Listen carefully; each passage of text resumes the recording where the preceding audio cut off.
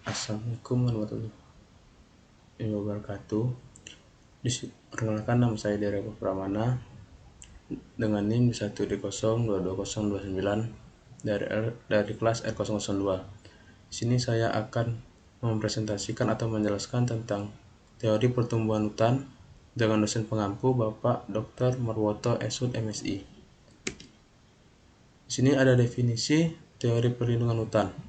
Dalam konteks perlindungan lingkungan, teori perlindungan hutan mengacu pada gagasan etika yang menganggap hutan sebagai bagian penting dari sistem alam semesta. Teori ini berfokus pada perlindungan hutan sebagai tindakan hukum. Perlindungan hutan diatur dalam undang-undang tertentu, seperti Undang-Undang Nomor 41 Tahun 1999 tentang Kehutanan, yang mana melarang illegal logging dan memastikan perlindungan hutan sebagai bagian dari sistem penyangga kehidupan. Dalam teori perlindungan hutan, hutan dianggap memiliki fungsi penting sebagai perlindungan sistem penyangga kehidupan, seperti mengatur tata air dan mencegah banjir.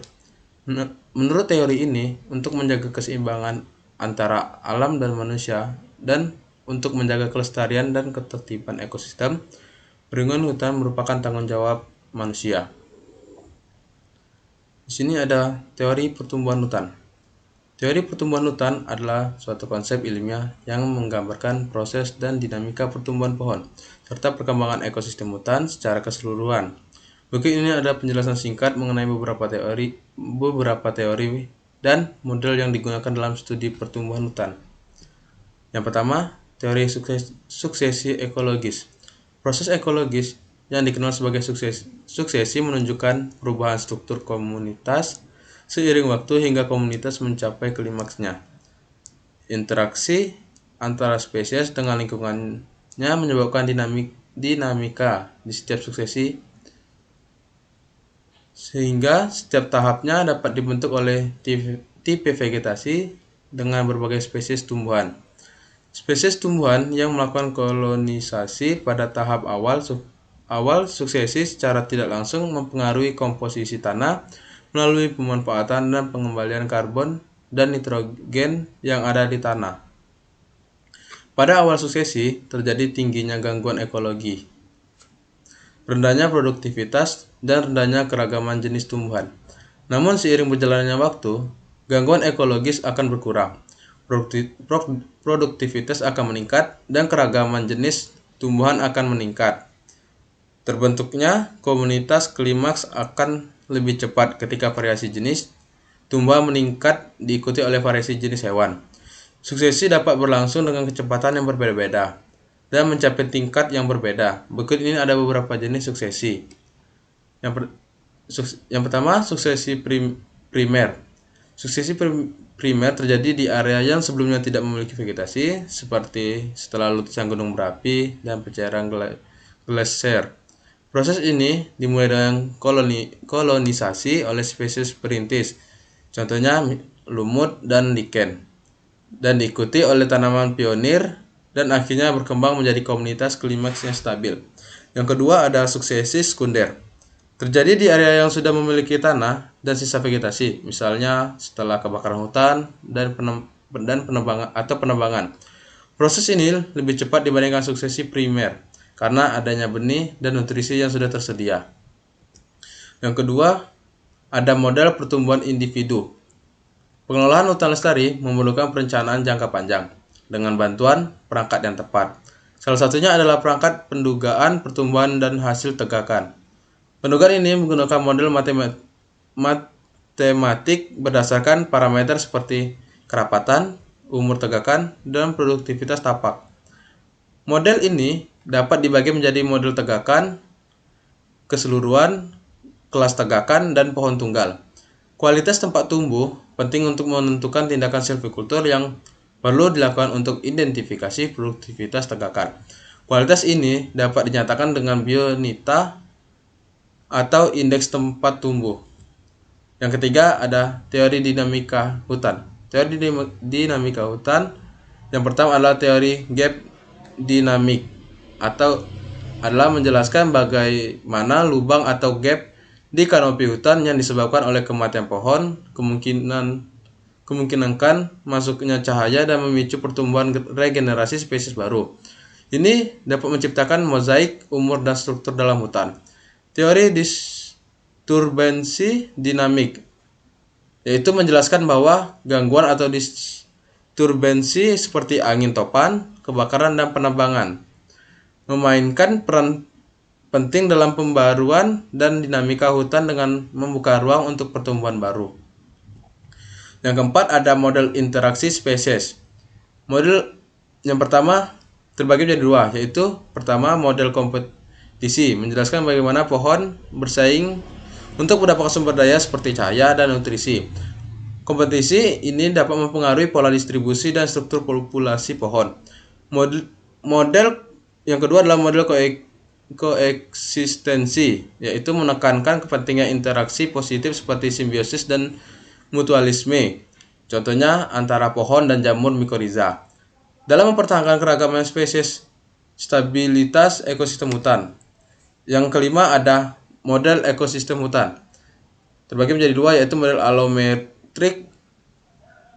Model alometrik yaitu menghubungkan pertumbuhan pohon dengan variabel seperti diameter pohon, diameter batang, tinggi pohon, dan biomasa, dan memberikan pemahaman tentang bagaimana energi dan materi distribusikan dalam individu dan populasi pohon.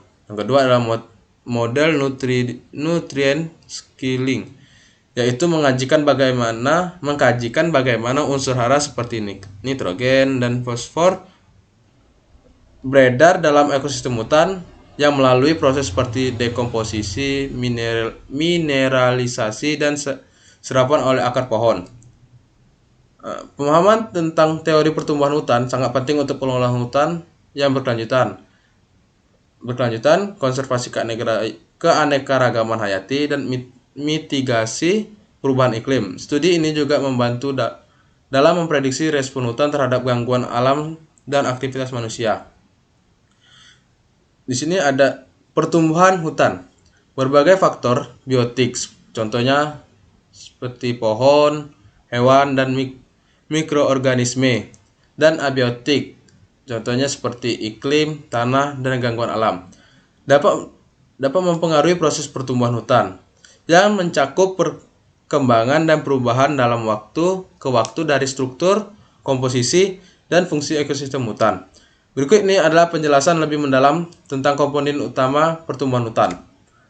Yang satu, tahapan pertumbuhan hutan. Tahapan pertumbuhan hutan yang pertama adalah tahapan inisiasi. Tahapan inisiasi adalah tahapan awal pertumbuhan hutan di mana benih-benih atau berkecambah dan bibit-bibit pohon mulai tumbuh. Pada tahap ini, spesies perintis yang cepat tumbuh biasanya mendominasi karena mereka mampu beradaptasi dengan kondisi yang belum stabil. Ada juga tahap kanopi tertutup. Tahap kanopi tertutup adalah contohnya setelah beberapa tahun, pohon-pohon mulai mencapai ketinggian, di mana tajuk mereka bertemu dan membentuk kanopi yang rapat. Ini dapat mengurangi jumlah cahaya yang mencapai lantai hutan, yang mempengaruhi pertumbuhan spesies di bawahnya. Yang ketiga ada tahap pengembangan struktur kompleks, yang mana adalah hutan mulai mengembangkan struktur vertikal yang kompleks dengan berbagai lapisan vegetasi, mulai dari lantai hutan hingga kanopi. Spesies pohon yang lebih toleran terhadap naungan mulai tumbuh. Yang keempat ada tahap klimaks atau maturitas, yang mana hutan mencapai kondisi yang relatif stabil dengan struktur dan komposisi spesies yang tetap konstan kecuali ada gangguan besar. Ini dapat dikenal dengan komunitas klimaks. Yang kedua ada faktor yang mempengaruhi pertumbuhan hutan. Yang pertama ada iklim. Suhu, curah hujan, dan cahaya matahari adalah faktor iklim utama yang dapat mempengaruhi pertumbuhan pohon dan hutan secara keseluruhannya. Ada juga tanah, kesuburan tanah, tekstur.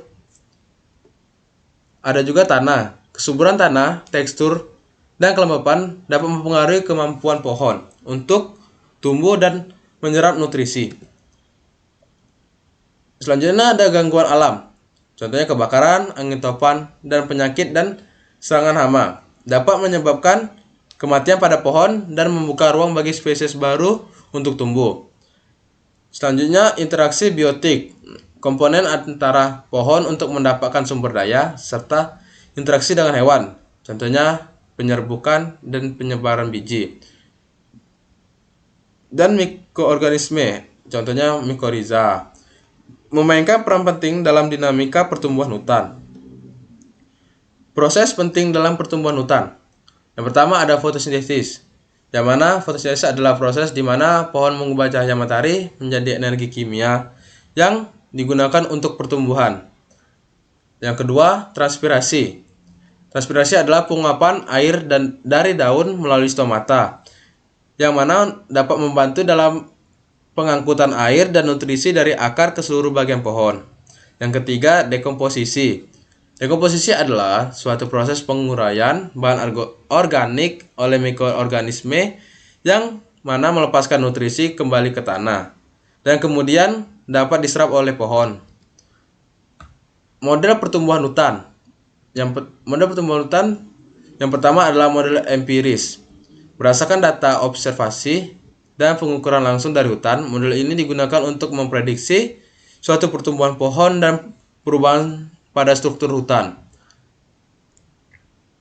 Yang kedua, model proses. Menggunakan model proses dapat digunakan pemahaman tentang proses biologis dan fisik yang mendasarkan pertumbuhan pohon seperti fotosintesis, respirasi, dan siklus nutrisi, yang mana untuk mensimulasikan pertumbuhan hutan. Pertumbuhan hutan sangat penting untuk konservasi keanekaragaman hayati, penyimpanan karbon, penyediaan berbagai manfaat ekosistem seperti air bersih dan udara bersih. Untuk menjamin keberlanjutan ekologis dan ekonomi, pengelolaan hutan yang baik harus mempertimbangkan dinamika pertumbuhan hutan ini. Di sini pada penjelasan ini dapat saya simpulkan bahwa teori pertumbuhan hutan menyatakan bahwa perkembangan hutan dapat dipengaruhi oleh berbagai faktor. Yang pertama, faktor biotik dan abiotik, dan juga termasuk jenis tanah, iklim, ketersediaan air, dan interaksi antar spesies. Pertumbuhan hutan mengikuti pola tertentu yang melibati suksesi ekologis, yang mana jenis tanaman dan struktur hutan dapat berubah seiring waktu, dari komunitas pionir hingga mencapai klimaks atau kondisi keseimbangan stabil. Proses ini dapat mencerminkan dinamika kompleks antara pertumbuhan individu pohon, komponen untuk sumber daya, dan adaptasi terhadap lingkungan sekitar. Mungkin itu yang dapat saya sampaikan dalam penjelasan ini. Apabila ada kata yang kurang, mohon maaf. Saya akhiri dengan wassalamualaikum warahmatullahi wabarakatuh.